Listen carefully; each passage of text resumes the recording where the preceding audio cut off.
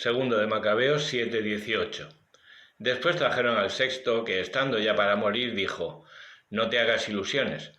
Por nuestras culpas padecemos esto. Por haber pecado contra nuestro Dios han sucedido entre nosotros cosas tan tremendas. Pero tú no creas que quedarás impune por haber osado luchar contra Dios.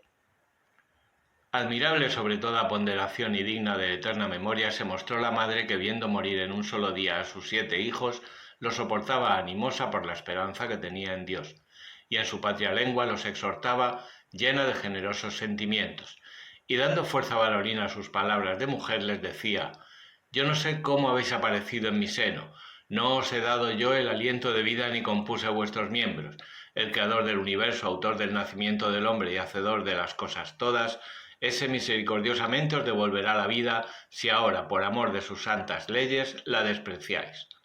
Antíoco, a pesar de creer que se burlaba de él y de sospechar que con sus palabras le insultaba, todavía al más joven que quedaba no solo de palabra le exhortaba, sino que hasta con juramento le prometía, si dejaba las leyes patrias, enriquecerle y hacerle dichoso, tenerle por amigo y darle un honroso empleo.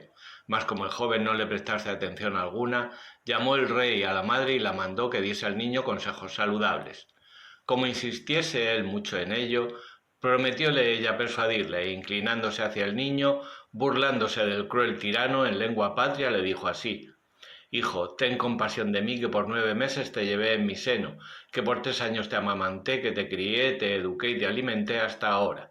Ruégote, hijo, que mires al cielo y a la tierra y veas cuánto hay en ellos y entiendas que de la nada lo hizo todo Dios, y todo el humano linaje ha venido de igual modo. No temas a este verdugo, antes muéstrate digno de tus hermanos y recibe la muerte para que en el día de la misericordia me seas devuelto con ellos. Estando aún explicándole esto, dijo el joven: ¿Qué esperas?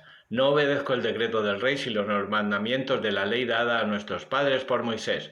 Tú, inventor de toda maldad contra los hebreos, no escaparás a las manos de Dios. Nosotros por nuestros pecados padecemos, y si nuestro Señor, que es el Dios vivo, se irrita por un momento para nuestra corrección, de nuevo se reconciliará con sus siervos.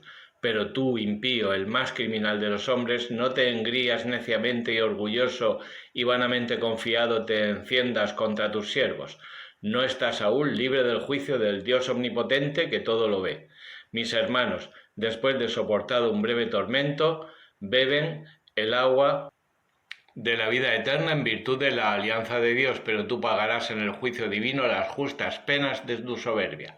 Yo, como mis hermanos, entrego mi cuerpo y mi vida por las leyes patrias, pidiendo a Dios que pronto se muestre propicio a su pueblo y que tú, a fuerza de torturas y azotes, confieses que solo Él es Dios.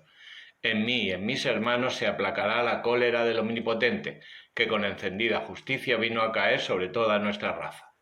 Furioso, el rey se ensañó contra éste más cruelmente que contra los otros, llevando muy a mal la burla que de él hacía. Así murió limpio de toda contaminación, enteramente confiado en el Señor. La última en morir fue la madre, y esto baste a propósito de los sacrificios y de los martirios extraordinarios. Segundo de Macabeos 8. Entretanto, Judas Macabeo y los suyos, entrando secretamente en las aldeas, invitaban a sus parientes y a los que habían permanecido fieles al judaísmo, y se les incorporaban, llegando a juntar hasta 6.000 hombres, e invocaban al Señor para que mirase por su pueblo de todos conculcado, tuviese piedad del templo profanado por impíos, se compadeciese de la ciudad devastada y casi enteramente arrasada, escuchase los torrentes de sangre que a él clamaban, se acordase de la inicua muerte de niños inocentes y de las blasfemias proferidas contra su nombre y mostrase su ira contra los malvados. Puesto el Macabeo al frente de su tropa, se hizo irresistible a los gentiles, volviendo el Señor su cólera en misericordia. Llegando de improviso a las ciudades y aldeas, las incendiaba, y ocupando posiciones convenientes triunfaba y ponía en huida a no pocos enemigos. Sobre todo aprovechaba la noche como más acomodada para tales incursiones, y por todas partes se difundía la fama de su valor. Viendo Filipo cuánto habían progresado aquel en poco tiempo y cómo iban creciendo sus éxitos, escribió a Ptolomeo, general de Celesiria y Fenicia, para que viniese en apoyo de los negocios del rey. Este llamó al instante a Nicanor, hijo de Patroclo, uno de sus más fieles, y le mandó a Judea, poniendo bajo su mando no menos de 20.000 hombres de todas las naciones, con el encargo de destruir todo el linaje de los judíos. También se le agregó Gorgias, general muy experimentado en las cosas de la guerra.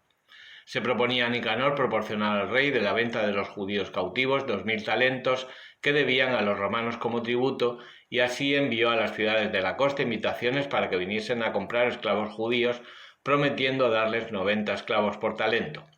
No presentía la venganza que el Omnipotente iba a descargar sobre él. En cuanto llegó a oídos de Judas que Nicanor se había puesto en marcha, informó a los suyos de la venida de aquel ejército. Unos, acobardados y sin fe en la venganza divina, se dieron a la huida, yéndose a otros lugares. Otros vendían cuanto les quedaba, rogando al Señor los librara del impío Nicanor, que los había vendido antes de caer en sus manos, sino por ellos, siquiera por la alianza hecha con sus padres y por su venerando y excelso nombre que ellos llevaban. Juntando el Macabeo su gente en número de 6.000, los exhortó a no acobardarse ante el enemigo ni tener miedo de la muchedumbre de los gentiles que injustamente venían contra ellos, sino a combatir valientemente, teniendo ante los ojos el ultraje inferido por aquellos al lugar santo, la opresión de la ciudad escarnecida y la disolución de las instituciones patrias. Ellos, decía, vienen confiados en sus armas y en su valor. Nosotros ponemos la confianza en el Dios omnipotente, que puede con un solo ademán derribar a los que vienen contra nosotros y al mundo entero. Y trajo a la memoria las ayudas prestadas a sus padres, los de Sennacherib, en que 185.000 hombres perecieron, y la batalla dada en Babilonia contra los gálatas, en la que, entrando en lucha 8.000 judíos y 4.000 macedonios, y hallándose en grave aprieto, los 8.000 derrotaron a un ejército de 120.000 gracias al auxilio del cielo, logrando de aquella victoria grandes ventajas. Con estos discursos los alentó y estaban prontos a morir por las leyes y por la patria. Dividiendo su ejército en 4 cuerpos, puso al frente de 3 de ellos a sus hermanos Simón, Juan y Jonatán, asignando a cada uno 1.500 hombres. A Eleazar le mandó leer el libro sagrado. Dióles por santo y seña, auxilio de Dios. Y tomando bajo su mando el primer cuerpo, cayó sobre Nicanor. Gracias a la ayuda del Omnipotente, mataron más de 9.000 hombres, destrozaron la mayor parte del ejército de Nicanor, obligando a los restantes a huir. Se apoderaron además de todo el dinero de los que habían venido con el propósito de comprarlos. Después, habiéndolos perseguido largo trecho, se volvieron obligados por la hora, pues era víspera del sábado, y por eso no continuaron la persecución. Recogidos las armas de los enemigos y los despojos, celebraron el sábado bendiciendo de todo corazón al Señor y dándole gracias por haberlos en aquel día librado, haciéndoles experimentar las primicias de su misericordia. Pasado el sábado repartieron el botín con los que habían sufrido persecución, con las viudas y los huérfanos. El resto se lo distribuyeron entre ellos y sus hijos. Acabado esto, todos a una hicieron oración pidiendo al Señor misericordioso se reconciliase plenamente con sus siervos. En combates con las tropas de Timoteo y Báquides mataron más de 20.000 de ellos, y valientemente se apoderaron de altas fortalezas y se hicieron dueños de muchos despojos, compartiéndolos con los perseguidos, los huérfanos, las viudas y los ancianos. Las armas, recogidas cuidadosamente, las depositaron en sitios convenientes, y el resto de los despojos lo llevaron a Jerusalén. Al filarca de los que venían con Timoteo le quitaron la vida por ser hombre impíísimo que había afligido mucho a los judíos. Mientras celebraban sus victorias en la capital de la patria, los que habían incendiado las puertas sagradas, Calístenes y otros más, se refugiaron en una casita a la que aquellos pusieron fuego, recibiendo así estos el merecido de su impiedad. Y el muy criminal Nicanor, que había traído a miles de mercaderes para la venta de los judíos, con la ayuda de Dios quedó humillado por los que despreció y despojado de sus ricas vestiduras a través de los campos, como esclavo fugitivo, llegó solo a Antioquía, hondamente acongojado por la pérdida de su ejército, y el que había tomado a su cargo reunir de la venta de los judíos en Jerusalén el tributo para los romanos, se hacía pregonero de que los judíos tenían un Dios que luchaba por ellos y los hacía invulnerables, porque seguían las leyes dadas por él.